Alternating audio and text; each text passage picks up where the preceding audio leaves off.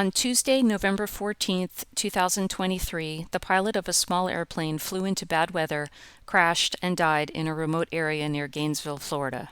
At the time the incident was unfolding, one of my renter pilots, Alan, who is a freshly minted private pilot, was returning back to Craig in our Cessna 172 with one of our instructors. They were on an IFR flight plan, and according to Alan, they were in IMC most of the flight. Alan had flown to Tampa with his wife for the weekend, but wisely chose to rent a car and drive her back home on Monday because of the poor weather along the route. He drove the rental car back to Tampa with our instructor on Tuesday morning, and they were in the air returning to Craig when they heard the accident pilot's mayday call. I am not going to attempt to comment on the tragic accident other than to mourn the loss of yet another fellow pilot. We, as general aviation pilots, have to do better. We have to try harder and make better decisions. I will leave the accident analysis to the experts, but what I would like to do now is celebrate Alan's very good decision not to fly VFR in what turned out to be very bad weather. I am also extremely proud of his instructor for acting like a true professional and getting them both home safely. I sat down in our hangar with Alan this morning to talk about the flight and his decision-making process. We were right on top of him at the time. He said so. But if you looked at ForeFlight, he had the green line, he was just going in circles, like his arrow kept doing this. Mm-hmm. And then another guy jumped on and said, get your foot off the rudder, like another pilot. And then the ATC, the controller said, everyone clear, like don't do that. Right? But then he said, the controller said, and then everything would be calm, and he would say, I think I'm descending. But then there was one point at 5,000 feet, we were sitting there watching ForeFlight, and his airspeed was approaching 60 knots. And I said, because I've read books on decision making, and even these airline pilots, when they freak out, what do? They pull back on the yoke, because that's their instinct when they should be pushing forward. And I said, this guy's gonna stall at 5,000 feet. And then he didn't. Because he's saying, every time he'd ask him about an instrument, he would say it's down, no matter what it was. And he asked him, do you have a pitot heat? Right, ask him to turn that on. Yes, it's not. And I said, hey, if he can get this guy just to turn the compass, because we're flying the same to Gainesville, maybe he can get him over Gainesville, and if he sees the airport, he'll be cool. And it's interesting because I went to school in Gainesville, and Payne's Prairie, because it is always covered in fog. And I bet yesterday he flew right into the ground because, it's one of those prairies that do that. Even on a nice day, it's kind of foggy over the prairie. Mm-hmm. But the guy was so cool. And but right when you'd think he'd have him, the guy would come back on and say, I think I'm descending. But he again, it wasn't a call. Like I could see if I took off and all my instruments went out, first thing I would do is I'd say, Jack's approach, 842, I've lost my instruments. Can you tell me? I'd like to go back to, or whatever. But he was just screaming. And then the air traffic guy said, okay, I want you to level the yoke. Now, how are your feet? I want your feet together. I want the rudder. He was trying to get him to get the rudder stable. And he said, the guy came back and said, my left leg's heavy, my left foot's heavy. Whatever that means. But he was always screaming. And then we saw him to start to descend. And there was one point that was the saddest point. He had started talking calmer, and I thought, okay, because they're working the magnetic compass. But there was one point where he was talking real calm, and then the controller said, you sound like you're doing better, you're leveled off. And the kid came back kind of calmly and said, no, I'm worse. I'm the worst I've ever, I'm the worst.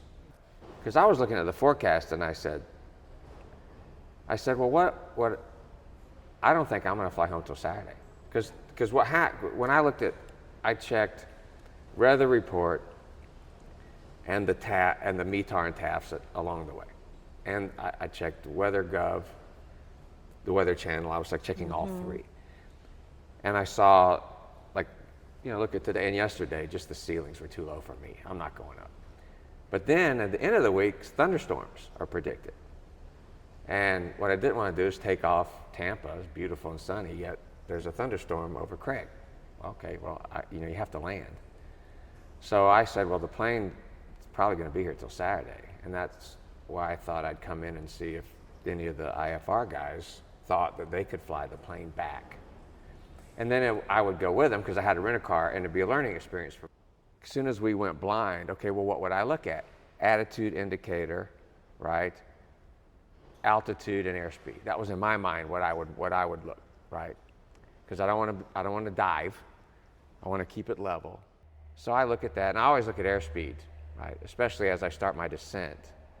I'm always looking at airspeed because I don't want it too low, right? So, and then he was talking to me, and okay, because you could see nothing, but it was totally cool, right? I didn't feel disoriented, and then that's when the Mayday call came in. So you passed your private pilot check ride. It was what, 2 months ago, ish? July 27th. July. Time has gone by very fast. I'm almost 4 months. And about how many hours do you About have 200. now? Yeah. About 200 hours, right? Yeah. And you know, the 3 hours of instrument training that's required for the private pilot certificate, not enough for somebody to handle being in the clouds for, I mean, if you look at the radar track, it was probably, you know, at least 20 minutes that this poor young man had to struggle with that. Yeah. You know. Yeah.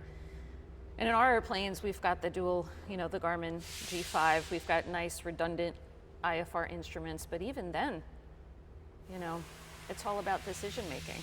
Yeah. Right? And so just take us back. So you said that you were in Tampa on a fun flight with your wife. You guys had a nice weekend, and you were supposed to come back on Monday morning, right, when the weather was junky. And so talk to me a little bit about your, you know, decision making process, what your options were. Well, I've been watching, you know, every day I would go to ForeFlight and look at the weather, looking at the regular weather forecast and combining it with ForeFlight and the weather forecast for the airports along the way, on the route. And it was also nice that, I think it was Saturday or Sunday, you texted me and said, hey, the weather looks like it's crap. No rush getting the plane back. Because I didn't want you to feel pressured, because, you know, we can always adjust the schedule. I can bump somebody into another airplane. I didn't want you to feel like you were going to be imposing on anybody. Yeah, well, I didn't anyway, but that was extra nice. I remember telling Camille, I said, hey, I just got a text from Meredith. You know, if we have to drive back and leave the plane here, no problem. Because we did that. I think I told you did I tell you about? Yeah, when, there was it was earlier this year. Over the summer, Dana and I had a similar experience in this very airplane when we were out on a summer vacation. You know, and here's 2 flight instructors, 2 instrument-rated pilots. We chose not to go. Yeah. We drove back from Virginia and left the airplane in Norfolk, and Dana went back and got it, you know, maybe 3-4 days later when the weather had cleared. Because we don't want to fly for, you know, what would have amounted to a total of 4 hours with an instrument approach along the way with our daughter with low ceilings. Yeah. We were like, this is nuts. Let's just get home, chill out, and the plane is going to be just fine sitting on the ramp in Norfolk, and we'll come back and get it another day. Yeah, no, it's not. It's certainly, well, and that's one thing you all preached, and everyone that's a pilot that I know has told me.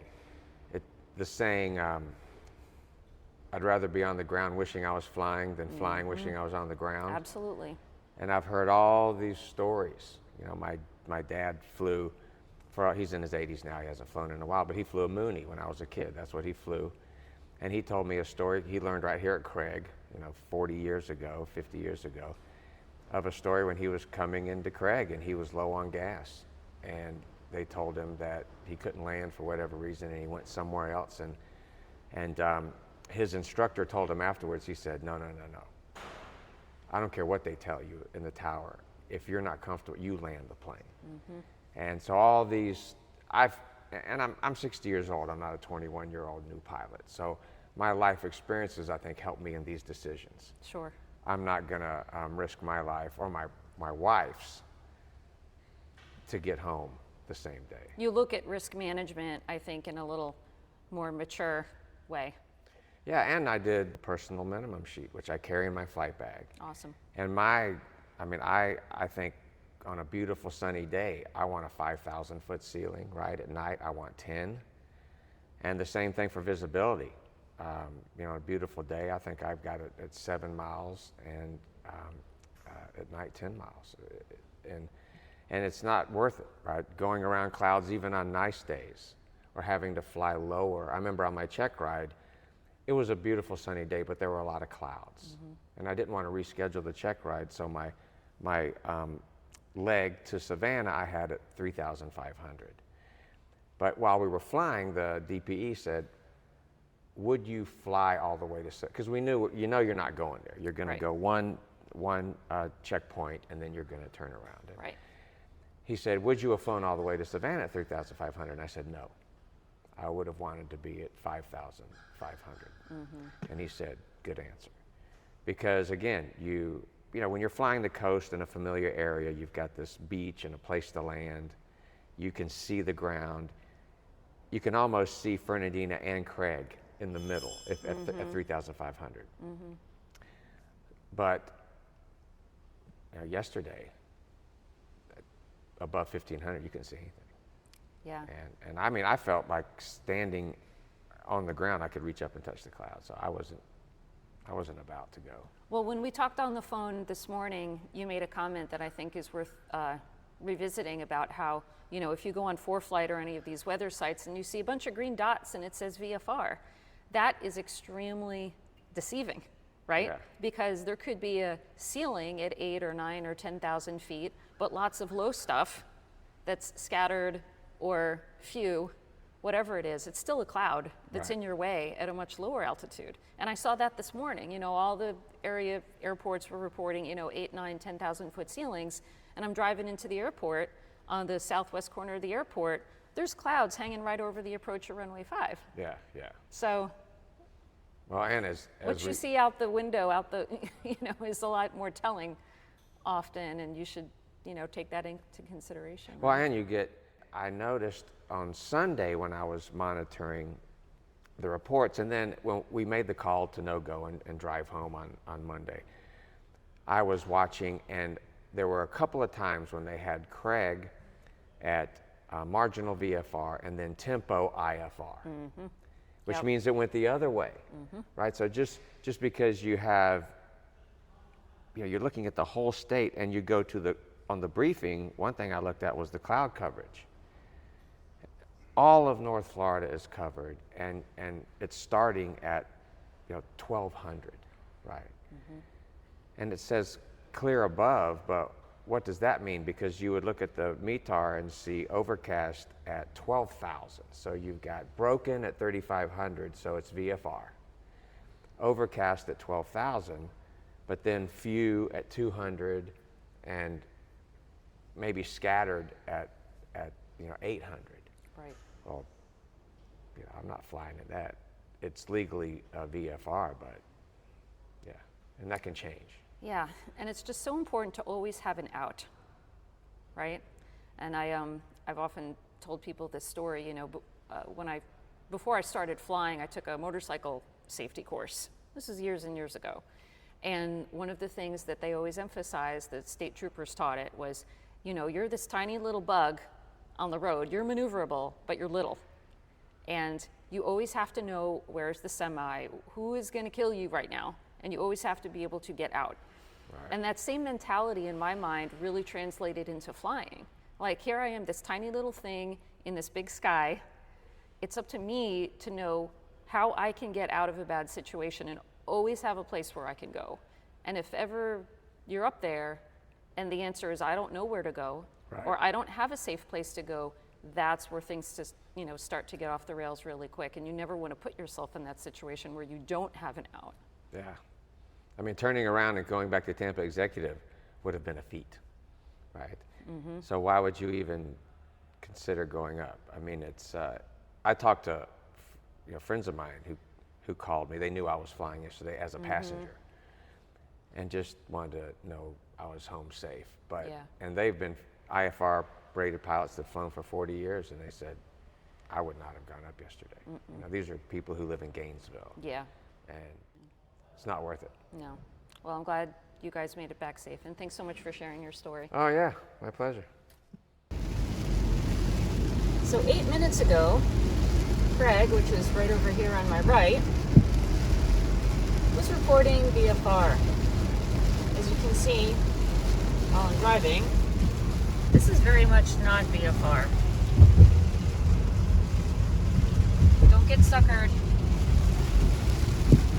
by the green dot on the map, people.